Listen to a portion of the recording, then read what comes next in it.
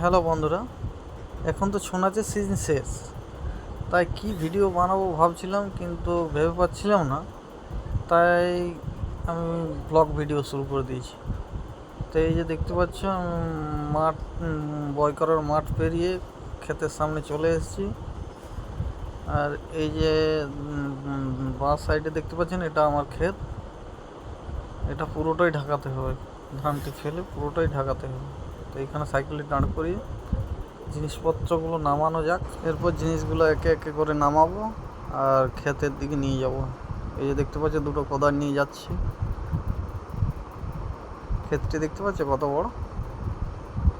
এই ক্ষেতের আফর কিন্তু এখানেই হয়। তা আমার ব্লগটি কেমন লাগছে আপনারা নিশ্চয়ই জানাবেন। আর বন্ধুদের সঙ্গে শেয়ার করে দেবেন আমার চ্যানেলে, যাতে একটু রিচটি বাড়ে। এই যে দেখতে পাচ্ছ সম্পদা ধান বীজ, আমি প্রায় এবছর 4,500-5,000 টাকা বিচেই এনেছি। ঠিক আছে, তো চলো এরপর আমি একটু রেস্ট নিয়ে ক্ষেতের কাজটি শুরু করব।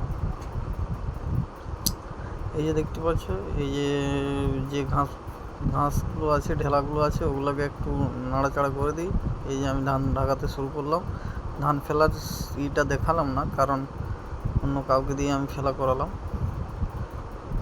বাকি আমি আছি, দিদি আছে, দিদি গোবর দিচ্ছে আর আমি ধানটা ঢাকাচ্ছি। তো প্রায় আমার এইটা ঢাকাতে 2 থেকে 2.5 ঘন্টা লেগেছে পুরোটা।